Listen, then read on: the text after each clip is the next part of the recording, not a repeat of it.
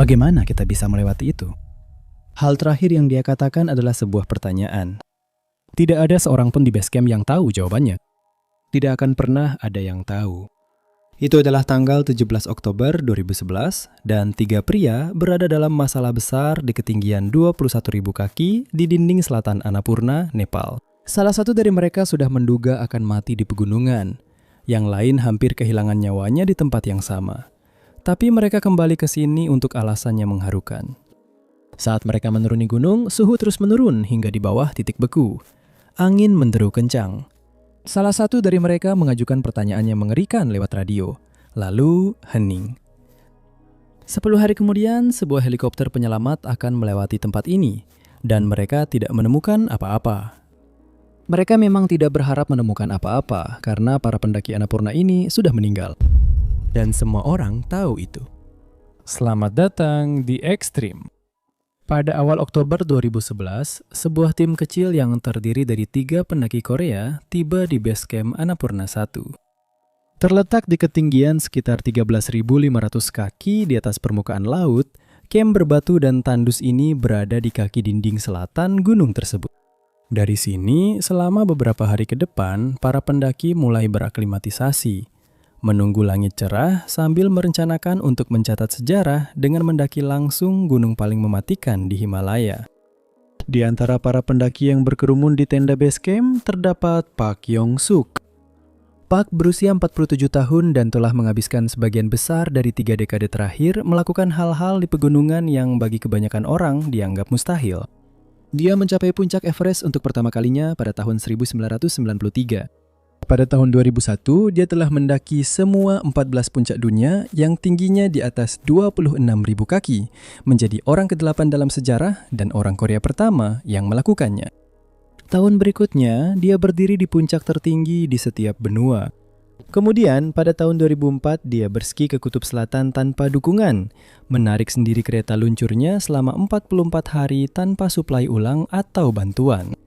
Dan pada tanggal 1 Mei 2015, bulan kemudian, dia bermain ski ke Kutub Utara dari sisi Kanada, lagi-lagi tanpa dukungan. Hari itu, dia menjadi orang pertama dan satu-satunya dalam sejarah yang melakukan semua itu. Dia menyebutnya sebagai Grand Slam penjelajah sejati. Tidak ada yang bisa menyamai pencapaian itu sejak saat itu. Namun di balik semua itu, ada sesuatu yang spesifik yang telah mendorongnya sejak tahun 2007.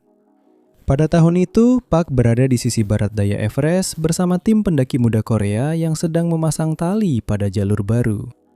Lee Hyun-jo dan Hee Jun, 2 dari pendaki muda paling menjanjikan di Korea, yang keduanya dilatih oleh Park, berada di camp 4 pada ketinggian 25.300 kaki ketika longsoran salju serius pertama dari ekspedisi itu meluncur turun dari lereng. Tenda itu ada di sana satu saat, lalu hilang di saat berikutnya. Kedua pria itu tewas seketika. Park mengasingkan diri selama berbulan-bulan. Orang-orang yang mengenalnya mengatakan dia tidak berfungsi seperti biasanya.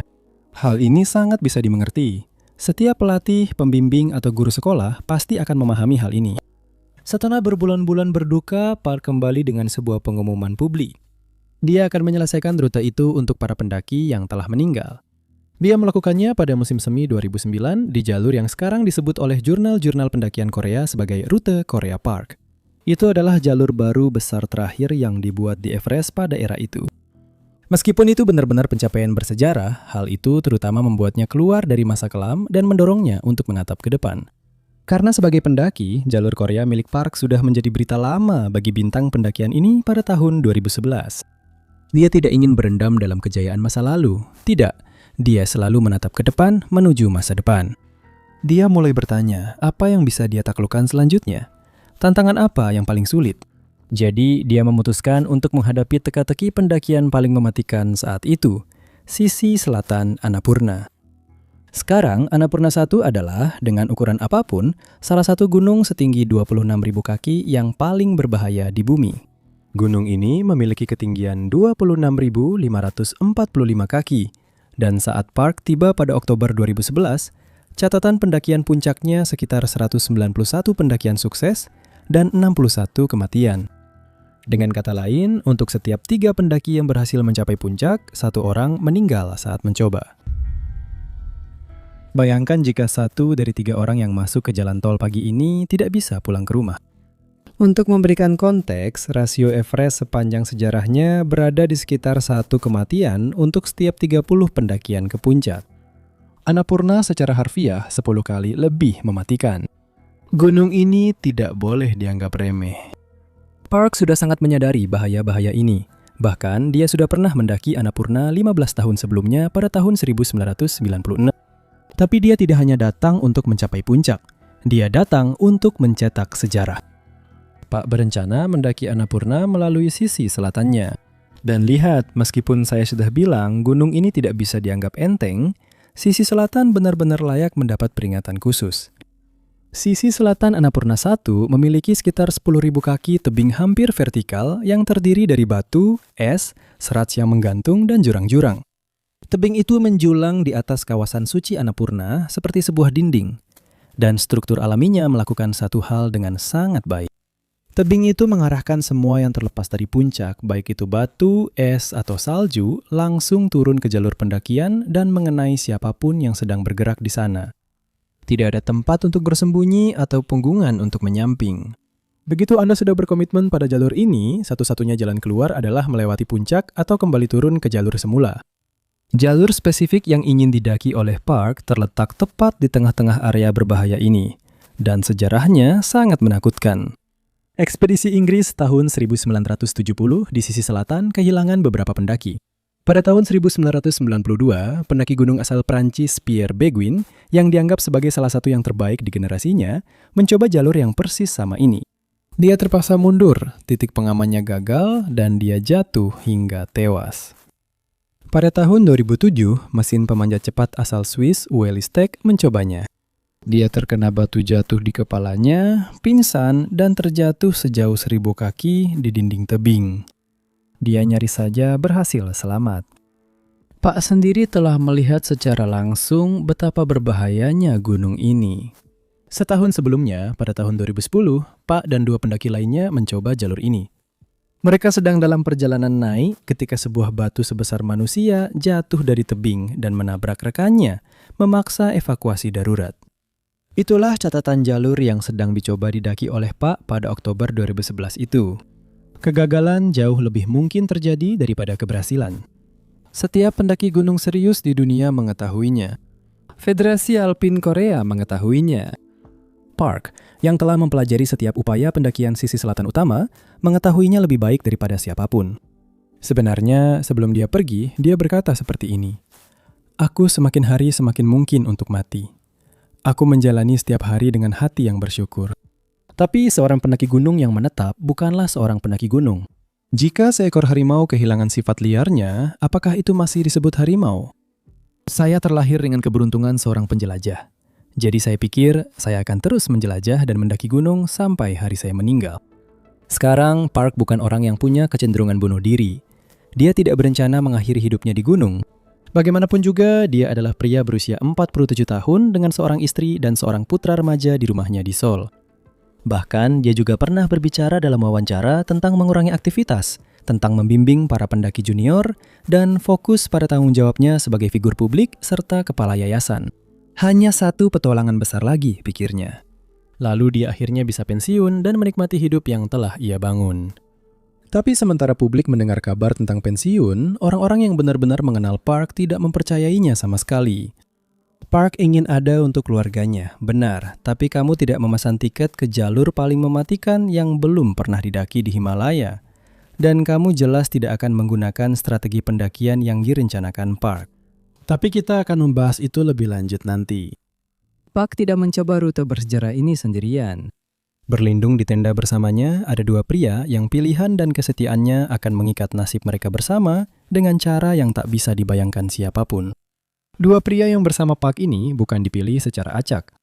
Mereka adalah 2 orang yang sama yang pernah satu tali dengannya di Everest pada tahun 2009 dan pernah mencoba jalur ini bersamanya pada tahun 2010. Kang Ki-suk berusia 33 tahun dari Andong di Provinsi Gyeongsang Utara, anak sulung dari 2 putra dan 1 putri. Dia masuk Universitas Nasional Andong pada tahun 1997, bergabung dengan klub pendakian gunung, dan mulai rutin berlatih mendaki di Bukhansan, gunung granit yang menghadap Seoul, sebelum akhirnya mendaki ke Himalaya. Pada tahun 2004, dia memimpin ekspedisi mahasiswa ke Denali dan menjelajahi daerah pegunungan di Tiongkok Barat. Setelah lulus dengan gelar di bidang teknik mesin pada tahun 2006, dia bergabung dengan tim Godwin Korea Alpine Challenge dan mendedikasikan dirinya sepenuhnya untuk mendaki. Pada tahun yang sama, pada percobaan pertamanya dinding selatan Lhotse, sebuah bongkahan batu jatuh menimpanya dan memaksanya kembali ke base camp. Dia beristirahat selama 2 minggu, mencoba lagi, dan berhasil mencapai camp terakhir sebelum puncak sebelum kondisi memaksanya untuk kembali. Pada tahun 2008, percobaan pertamanya di Everest berakhir dengan radang dingin di atas camp 4. Dia juga membatalkan upaya puncak itu kembali tahun berikutnya dan berhasil berdiri di puncak melalui rute Korea milik Park. Dia dikenal di antara para pendaki Korea sebagai seseorang yang jarang bicara dan sangat gigih dalam mendaki. Kang berada di salah satu pendakian ketika sebuah batu sebesar manusia menghantamnya cukup keras hingga merobek tendon lututnya. Dia harus dibawa dengan helikopter ke Kathmandu dan diterbangkan kembali ke Korea untuk menjalani operasi. Dan sekarang, kurang dari 12 bulan kemudian, dia sudah kembali di kaki tebing yang sama. Saya tidak tahu dengan Anda, tapi kalau sebuah batu besar merobek tendon lutut saya dan saya harus dievakuasi dengan helikopter dari gunung, saya pasti akan mencari hobi yang sangat berbeda. Tapi Kang sudah kembali dalam waktu kurang dari 12 bulan. Di samping Kang ada Shin Dong-min, rekan panjat tebing tetapnya sejak tahun 2008. Di dunia panjat tebing, Shin adalah sosok yang misterius. Dia tidak terkenal, tidak pernah memberikan wawancara mencolok, dan hampir tidak meninggalkan jejak di media panjat tebing. Namun, dalam dunia pendakian gunung, kamu dinilai dari siapa rekan setalimu. Shin adalah rekan yang paling dipercaya oleh Park. Dia ikut dalam upaya pendakian pertama jalur Korea milik Park di Everest pada Mei 2009, dan juga dalam upaya pendakian Annapurna tahun 2010. Dia adalah seorang profesional yang pendiam dan sangat kompeten, yang dengan tenang melakukan pekerjaan brutal dan menakutkan di zona maut hanya karena Park memintanya. Ini adalah tim yang sangat terlatih dan telah teruji dalam berbagai tantangan. Ketiga pria itu telah mencapai puncak Everest bersama-sama melalui jalur baru yang sangat sulit pada tahun 2009. Mereka tahu bagaimana satu sama lain beroperasi di bawah tekanan ekstrim, dan saat mereka duduk di base camp, mereka bertekad untuk mencapai puncak apapun yang terjadi. Untuk memahami mengapa mereka begitu bertekad mengambil risiko yang tak terbayangkan itu, Anda harus memahami budaya panjat tebing Korea Selatan yang penuh tekanan. Korea Selatan memasuki dunia pendakian Himalaya terlambat 1 generasi di belakang orang-orang Eropa. Namun didorong oleh sponsor korporat dari merek-merek besar dan kebanggaan nasional yang luar biasa, mereka menjadi pengumpul puncak setinggi 26.000 kaki tercepat. Para pendaki diperlakukan seperti pahlawan nasional. Keberhasilan mereka mencapai puncak disiarkan di berita utama pada jam tayang utama, yang menurut saya itu bagus. Siapa yang tidak suka sedikit kebanggaan nasional? Tapi tekanan dari sponsor sangat besar. Jika kamu tidak mendaki gunung yang paling sulit dan mematikan, kamu tidak akan mendapatkan dana. Dan tanpa dana, pada dasarnya kamu harus mengucapkan selamat tinggal pada dunia pendakian. Hal ini menciptakan etos puncak atau mati di antara para pendaki. Sistem ini memberi penghargaan pada risiko ekstrim dengan ketenaran dan menghukum para pendaki yang hati-hati dan konservatif dengan anonimitas. Dan itu membawa dampak yang berat. Antara tahun 1990 dan 2011, lebih dari 60 pendaki Korea Selatan meninggal di Himalaya. Sekarang, saya tidak mengatakan Park adalah korban dari sistem itu. Dia terlalu pintar, terlalu berpengalaman, dan terlalu sadar diri untuk itu. Tapi dia juga merupakan produk dari sistem itu. Dia mendaki sambil membawa kenangan teman-temannya yang telah tiada, dan Annapurna adalah batas berikutnya yang harus ditaklukkan. Sebelum berangkat ke Annapurna pada tahun 2011, dia mengatakan kepada pers Korea, "Aku tidak akan pulang begitu saja seperti terakhir kali. Aku akan mencapai puncak berapapun lama waktunya." Itulah pola pikir pria yang tiba di base camp pada tahun 2011. Dia tahu pada suatu tingkat apa yang diketahui oleh setiap penggemar Eagles. Ada beberapa tempat yang tidak pernah benar-benar bisa kamu tinggalkan. Untuk percobaan ini, tim Park tidak menggunakan taktik pendakian gaya tradisional yang umum digunakan oleh ekspedisi Korea pada era itu. Mereka menggunakan gaya alpin. Jika Anda bukan seorang pendaki, perbedaan itu mungkin terdengar teknis, tetapi hal itu mengubah segalanya tentang perhitungan risiko. Jadi, biar saya jelaskan dengan cepat. Dalam gaya ekspedisi tradisional, sebuah tim besar menghabiskan waktu berminggu-minggu memasang tali di gunung, menyimpan makanan dan oksigen di kem-kem, membangun semacam perancah sampai ke puncak. Pada saat tim puncak melakukan pendakian terakhir, sudah ada jaring pengaman berupa tali tetap, kem untuk mundur, dan pendaki pendukung yang ditempatkan di bawah. Gaya alpin menghilangkan semua itu. 2 atau 3 orang membawa semua perlengkapan di punggung mereka dan berkomitmen dari base camp hingga puncak dalam 1 kali perjalanan, tanpa infrastruktur dan tanpa jalan mundur. Jika cuaca berubah di ketinggian 21.000 kaki, tidak ada camp untuk berlindung. Jika seseorang terluka di atas lapangan es bawah, tidak ada tim pendukung yang berada 1 jam di belakang mereka. Batas kesalahan hampir nol. Idenya adalah bahwa tim kecil dan cepat menghabiskan lebih sedikit waktu terpapar bahaya objektif seperti zona jatuhan batu aktif dan jalur longsoran salju. Kecepatan adalah margin keamanan di sini. Pada dasarnya, kamu mempertaruhkan nyawamu bahwa kamu bisa memanjat 10.000 kaki tebing vertikal lebih cepat daripada gunung bisa menjatuhkan batu besar ke kepalamu. Keputusan ini akan menghantui mereka, tapi kita akan membahasnya nanti. Park memiliki alasan lain untuk pilihan ini selain sekedar kecepatan. Dia sedang membuat sebuah pernyataan. Pada tahun 2011, dia secara aktif berusaha mengubah alpinisme Korea dari reputasinya sebagai mesin penancap bendera dan pengumpul puncak menjadi negara yang menghasilkan jalur pendakian baru dengan tim kecil dan tanpa jalan pintas. Sesuatu yang akan memaksa komunitas internasional untuk menanggapinya dengan serius. Jalur Korea di Everest tahun 2009 telah memulai percakapan itu. Annapurna seharusnya menyelesaikannya. Pada tanggal 17 Oktober, ketiga pria itu meninggalkan base camp, dan awalnya semuanya berjalan persis sesuai rencana. Tebing selatan bersahabat, mereka bergerak cepat dan mendaki dengan ringan, terus naik semakin tinggi ke dalam corong curam di sisi selatan. Selama 1,5 hari, mereka terus mendaki ke atas menuju kehampaan, membuat kemajuan yang luar biasa cepat. Pada sore hari tanggal 18 Oktober, mereka telah mencapai sekitar 21.000 kaki, jauh di dalam bagian teknis jalur tersebut, melewati bagian bawah dan masuk ke sistem Kuloir yang membentang di antara 2 pilar besar tebing itu. Inilah bagian yang pernah menghalangi Pierre pada tahun 1992. Inilah kira-kira tempat di mana Stek sempat pingsan dan terjatuh. Dan disitulah semuanya mulai kacau. Lihat, ada satu hal lagi yang belum saya sebutkan tentang tebing selatan Annapurna. Cuacanya. Pegunungan Himalaya memiliki 2 musim pendakian. Musim semi, sebelum monsun musim panas tiba dan menyelimuti pegunungan dengan salju serta badai hebat, dan musim gugur setelah monsun surut dan langit sebentar stabil sebelum musim dingin datang. Oktober adalah penghujung musim pasca monsun. Begini ceritanya, monsun musim panas sudah menumpahkan tumpukan salju yang sangat banyak, dan pada akhir Oktober, angin akan menyapu permukaan atau memadatkan salju dengan keras, sehingga kemungkinan terjadinya longsoran salju besar sangat berkurang. Yang lebih penting lagi, dingin yang sangat menusuk di akhir musim gugur membekukan batu-batu lepas di tempatnya dan berfungsi seperti lem sementara untuk menghentikan guguran batu mematikan yang terus-menerus yang memang terkenal di tebing selatan itu. Itulah alasan Park memilih waktu ini. Faktanya, setiap upaya serius gaya alpin di tebing selatan selalu terjadi pada bulan Oktober. Satu-satunya masalah adalah bahwa periode ini hanya berdasarkan pola rata-rata, bukan jaminan.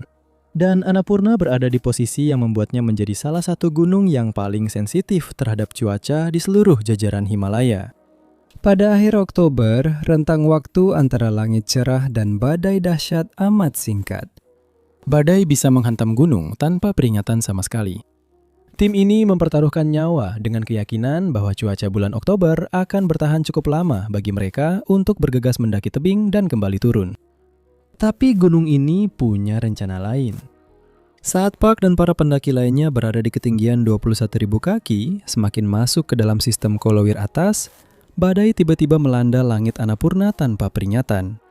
Angin mulai bertiup kencang di sepanjang sisi atas, dan kemudian hal yang sebenarnya mereka hindari dengan mendaki di akhir musim justru mulai terjadi juga. Tebing di atas mereka mulai melontarkan batu. Dan karena mereka berada jauh di dalam bagian teknis yang sangat besar itu, tanpa tempat untuk berlindung, semua yang terlepas akibat badai mulai berjatuhan langsung ke arah mereka. Dan ingat, mereka memilih pendakian gaya alpin. Tidak ada camp 2 untuk bersembunyi. Tidak ada tali pengaman untuk dikaitkan demi turun dengan cepat.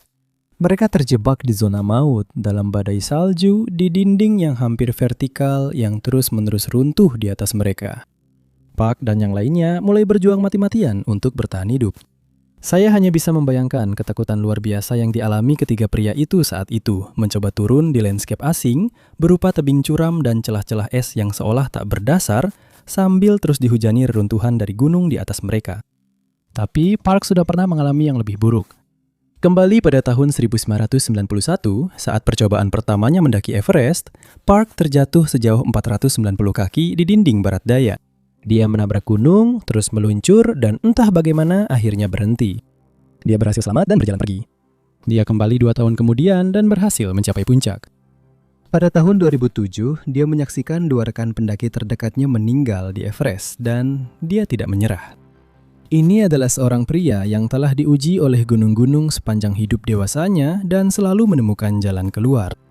Jika ada seseorang yang memiliki pengalaman, naluri, dan kemauan kuat untuk mencari jalan turun dalam kondisi segenting itu, orang itu adalah Park Yong-sul. Dan tim pun mengetahuinya.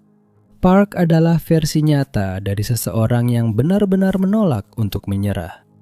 Setiap kali gunung mencoba mengalahkannya, dia selalu bangkit kembali.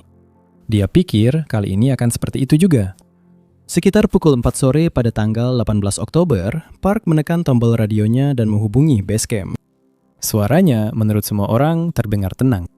Dia melaporkan bahwa cuaca telah berubah, longsoran batu besar sedang turun ke arah mereka dan mereka sedang turun. Lalu dia berhenti sejenak dan bertanya, "Bagaimana kita bisa melewati itu?" Tidak ada seorang pun di camp dasar yang tahu apa yang sedang dia lihat atau dengan siapa dia berbicara. Mereka tidak bisa melihat wajah itu dari tempat mereka berada. Mereka tidak tahu apakah dia sedang bertanya tentang koridor longsoran batu, bagian es, atau celah yang terbuka di jalur di bawah mereka. Yang mereka dengar adalah Park Yong-sok, seorang pria yang telah menghabiskan 30 tahun memecahkan masalah seperti ini, sedang melihat sesuatu saat turun dan tidak tahu harus berbuat apa. Itu adalah hal terakhir yang dia katakan. Lalu, hening. Camp dasar langsung menelpon kembali. Tidak ada jawaban. Mereka menelpon lagi. Tidak ada apa-apa. Mereka terus menelpon sepanjang malam hingga pagi berikutnya. Tetap saja tidak ada apa-apa. Ketika seorang pendaki tiba-tiba tidak terdengar di Himalaya, di sebuah gunung, respon standar adalah harapan. Tapi ketika seorang pendaki tiba-tiba tidak terdengar di Annapurna, kamu harus bersiap untuk yang terburuk.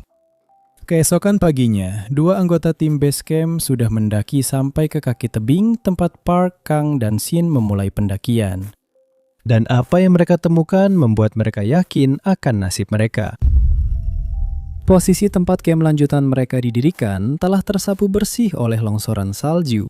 Pada dasarnya, mereka tahu bahwa ketiga pria ini kemungkinan besar sudah meninggal. Federasi Alpin Korea memiliki helikopter yang dikontrak di Kathmandu. Helikopter itu sudah mengudara pada 20 Oktober. Dari atas, tim pencari melihat sesuatu yang tampak seperti salah satu tali tim. Selama 8 hari berikutnya, tim gabungan yang terdiri dari 5 pendaki Korea dan 14 Sherpa dengan hati-hati menyisir kaki tebing selatan dan celah-celah di dasarnya. Mereka memfokuskan pencarian di area yang terlihat dari udara itu, berharap tali tersebut akan membawa mereka ke para pendaki. Dan pada awalnya, mereka merasa bingung. Tidak ada jasad di dasar tebing dan tidak ada peralatan yang berserakan di atas gletser. Seolah-olah para pendaki itu lenyap begitu saja bersama perlengkapan mereka. Sebenarnya, apa yang sedang terjadi? Kita menyimpang sebentar. Setiap bulan ada cerita yang tidak pernah masuk ke YouTube. Itu tersedia kalau kamu mau. Patreon, tautannya di bawah. Sekarang kita sampai di mana tadi? Satu-satunya petunjuk yang mereka miliki adalah tali yang terlihat oleh helikopter sebelumnya. Tapi saat mereka sampai di sana, apa yang mereka temukan tidak membuat siapapun merasa lebih baik. Tali yang mereka cari sebagian terkubur di bawah salju setebal 12 kaki. Yang lebih parah lagi, tali itu telah terputus. Dan tali yang terputus di gunung adalah pertanda buruk. Ketika tali ditemukan terpotong bersih seperti itu berarti salah satu dari 2 hal. Entah ada bongkahan batu yang jatuh dari atas tebing dengan kekuatan yang cukup untuk memotong nilon anyaman yang membutuhkan benturan yang tidak bisa selamat dari tubuh manusia manapun. atau longsoran salju datang dengan kekuatan sedemikian rupa sehingga tali itu langsung terputus oleh berat dan kecepatan semua yang bergerak sekaligus. Itu berarti apapun yang jatuh dari tebing itu tidak hanya membuat para pria ini terjatuh. Itu tidak memberi mereka kesempatan untuk bereaksi, melakukan self-arrest, menancapkan kapak, dan bertahan. Itu menghantam dengan kekuatan yang langsung dan sepenuhnya mengakhiri segalanya. Dan itu menjelaskan mengapa pencarian tidak menemukan apa-apa lagi. Karena kekuatan seperti itu berarti mereka tidak mendarat di tempat terdekat. Mereka terbawa jauh ke dalam celah dan retakan di sisi selatan, mungkin terdorong ke tempat-tempat yang bahkan pencarian selama 10 hari dengan 14 Sherpa dan sebuah helikopter pun tidak bisa menjangkaunya. Para pendaki itu sudah pasti meninggal, dan tim pencari mengetahuinya. Jadi pada tanggal 28 Oktober, 10 hari setelah Park mengajukan pertanyaan itu melalui radio, Federasi Pendaki Gunung Korea menghentikan pencarian. Bahkan jika dengan keajaiban mereka entah bagaimana selamat dari jatuh, mereka hanya membawa bekal makanan untuk 4 hari di tas mereka. 10 hari di zona kematian tanpa tempat berlindung, persediaan atau tali tetap benar-benar tidak mungkin untuk bertahan hidup. Park bersama dengan Kang, Ki-sok, dan Shin Dong-min secara resmi dinyatakan meninggal dunia. Dia berusia 47 tahun. Pada tanggal 3 November 2011, Federasi Pendaki Gunung Korea mengadakan pemakaman bersama untuk para pendaki di Aula Pemakaman Rumah Sakit Universitas Nasional Seoul. Ini adalah pertama kalinya Federasi mengadakan upacara gabungan untuk sebuah ekspedisi. Lebih dari 4.000 pelayat datang silih berganti. Istri Park dan putranya yang masih remaja Song-min berada di bagian depan aula. Selama upacara, kata-kata Park sendiri ditampilkan di layar. Pendaki gunung harus pergi ke gunung, penjelajah harus pergi untuk menjelajah. Kota bukanlah tempat bagi para pendaki. Aku memiliki takdir seorang penjelajah. Takdirku adalah menjelajah sampai aku mati. Dan itulah yang dia lakukan. Pak Yeong-suk membuat pilihan sadar untuk mendaki sisi selatan Annapurna dengan mengetahui betul harga yang mungkin harus dibayarnya. Tapi di Everest, orang-orang yang meninggal tidak selalu mendapatkan pilihan itu. Sherpa dikirim ke zona kematian oleh mesin komersial yang memperlakukan para pendaki terbaik gunung itu sebagai sesuatu yang sepenuhnya bisa dikorbankan. Dan itu membawa kita ke cerita berikutnya.